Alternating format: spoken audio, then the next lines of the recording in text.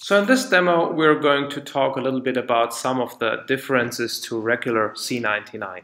Essentially, mbeddr implements C99, but of course, if you look at the code here, you can see that there is no header file and there is this module thing at the top. Modules are essentially C files that define a namespace and they contain all the regular top-level C artifacts like functions, structs, or type defs or variables.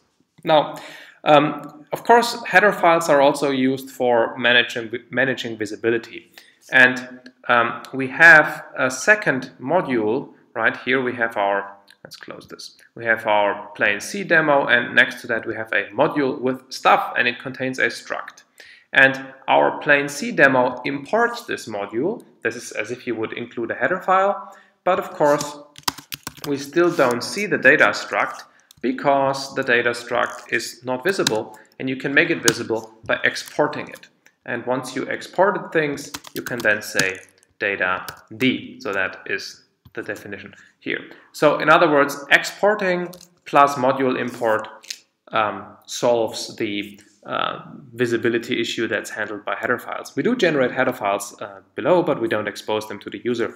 There are other use cases for the preprocessor, for example, defining some constant that we do support. We even use the hash mark notation here, but other uses like if-defs are not supported. We support product line variability directly, and we illustrate that in a separate screencast.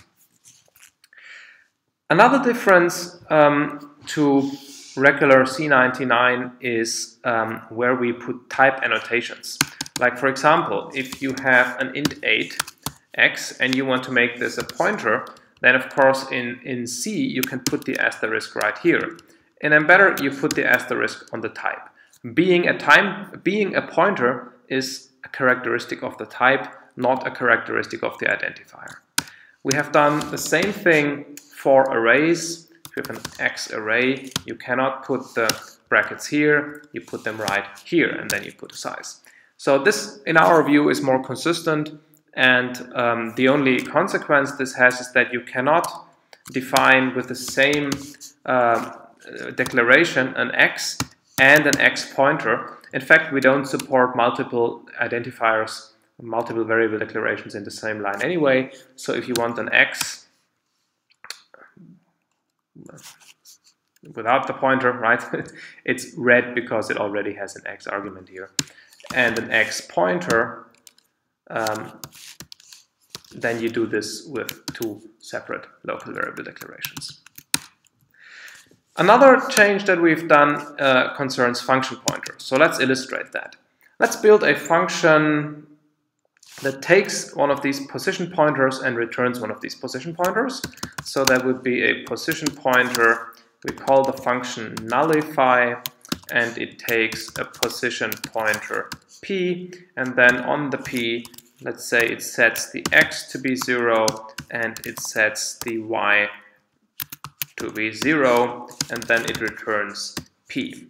Okay, so by the way, the reason why it's so slow, it feels sluggish here, has to do with the fact that we're recording this. For some reason the Mac gets slow when we do a screen recording. So let's do another function, void do something with position. We take a function that we want to execute and a position. And so this is where function types come in. And what we want is a function type, which has this alias fun type. It returns, the function we expect returns a position and also takes a position. It's called f for function. And then our do something with a position also takes a position p. And now we can, of course, call f, which is now essentially a function signature, with p as the argument. And this works because f is defined as a type that takes a position as an argument and returns one as well. And this notation is much more readable than the C function pointer stuff, and it's inspired by Scala. Now, let's do some kind of main function, And there we can now call and do something with the position. And now we want to pass in a reference to nullify. In other words, do something with a position should nullify the position we call. So function reference we also don't do with a pointer syntax. We do that with this colon notation to distinguish it from pointers. Underneath, of course, it is function pointers. And we probably, well, let's put it here. Let's create a position P and then pass in the P here. And so now this position P is nullified. Of course, it is probably already null because it doesn't have anything else. Who knows? With C, you never know. Now, you can, of course, take this here and make it a type def. In fact, we don't have a refactoring for that yet. We should probably do that. So let's make it a type def. Let's take this type right here, call it position processor, and then, of course, put the position processor right here, and nothing changes. In other words, it works. Now, instead of passing in a reference to a function, we also have anonymous function or lambdas or whatever you want to call it. They don't have state, so it's not a real closure. So we can pass in this lambda thing, and to make the type checker work, we should first finish the signature. So now we have do something with a position. It passes in a lambda, and it has this second argument p. And now we have to, of course, make this lambda consistent with this signature. In other words, it has to take an argument of position pointer.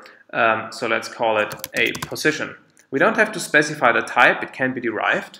And now we can, for example, set the x to be 0. And of course, we can also set a position y to be 0. And then we have to return the position. That's because, you know, this is defined as returning a position. So we have to put a position right here, and then everything is fine. So now we have defined an anonymous function that essentially does the same as nullify. And that is, of course, something that C doesn't have. But we thought, since we're building a language in the 21st century, we cannot not have lambdas. So we did that. So, of course, we have built all kinds of other extensions of C. Like, for example, you can use a whole decision table here as an expression. But we'll discuss this in subsequent feature-specific screencasts. And this was just a quick overview over kind of the fine-grained changes to regular C. Of course, you've seen the build configuration before, which determines what is generated. So this is an abstraction over header files. We have other conveniences like that, but the main differences you have seen here.